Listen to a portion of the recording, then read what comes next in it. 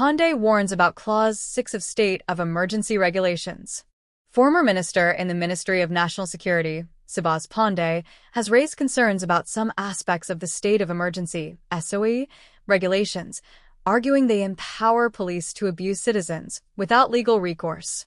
During a media conference at his San Fernando office yesterday, Panday highlighted Regulation 6, which denies citizens the right to take legal action against the state for abuses during the SOE. The sole recourse, he noted, is an application to the president, who may grant compensation upon successful appeal. They are not giving you compensation for any injury during the state of emergency. What they are doing is putting you in distress after the SOE, Panday said. Regulation 6 states, no person shall be liable to any suit or action in respect of any act done under lawful direction and authority pursuant to the provisions of these regulations, but the President may in his discretion order that compensation shall be paid out of the public funds to any person upon being satisfied that such person has suffered loss or damage by reason of the exercise of any powers conferred by Regulation 3, other than Subregulation 2(j) thereof and Regulation 4. Panday recalled the 2011 SOE, where detained individuals successfully sued the state for compensation. Now, they are preventing citizens from approaching the court, meaning your rights are denied even after the SOE by excluding the judicial system, he explained. Panday urged citizens to research potential legal challenges, emphasizing the troubling implications of police corruption. He said some weapons enter the country through the Customs and Excise Division's watch, implicating the agency in facilitating crime. The government should have cleaned up customs. Some weapons entering the country pass through their hands before reaching criminals, he said. Panday also warned about granting police unchecked powers in a system rife with corruption. Under normal circumstances, police need evidence to obtain a warrant. Now they can watch you, dislike you, snatch you, and throw you in a cell without recourse. No recourse whatsoever except to beg the president for assistance, he lamented. He described this as frightening, as it excludes oversight by independent bodies like the judiciary, leaving citizens vulnerable to potential abuses. He also criticized government for announcing the SOE before taking action, saying it gave the criminals time to move their illegal weapons.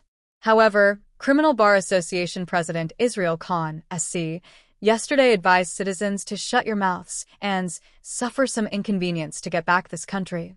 Khan directed the comment particularly to those concerned about police abuse during the current state of emergency, SOE, aimed at clamping down on gang violence. Speaking to Guardian Media, Khan expressed no concern over the SOE or the Emergency Powers Regulations 2024, citing the grim toll of over 600 murders for another year. Satisfied with the legislation, which was published late Monday, Khan said, however they get it, regarding the seizure of illegal weapons. He emphasized the importance of identifying the owners of the illegal weapons. I am not concerned about if a clause may allow police an opportunity to abuse citizens when criminals kill 600 people and when they are killing people left, right, and center. If the police abuse their power, the law of parliament and the emergency regulations give them the right to abuse you if you are calling it abuse. Israel B. Khan, a criminal advocate who believes in the rule of law and moral and spiritual values, must respect this in order to have freedom. However, Khan still described the SOE as a mama guy, accusing government of grandstanding without effectively addressing crime. He criticized the advanced announcement of the SOE, arguing it provided gangsters ample time to hide high-powered weapons in their possession. Why did they not allow the president to privately and quietly sign the instrument for the state of emergency, draw up the regulations quickly, sign the regulations, post thousands of police officers and army personnel on the periphery of the borders, and then act, without a press conference to announce it? He asked. He suggested government could have announced the SOE via radio and television while simultaneously dispatching law enforcement teams to targeted areas. Either they are incompetent, inept, or negligent, or some high official in the government is working in cahoots with the criminals. Why did they alert them? He questioned.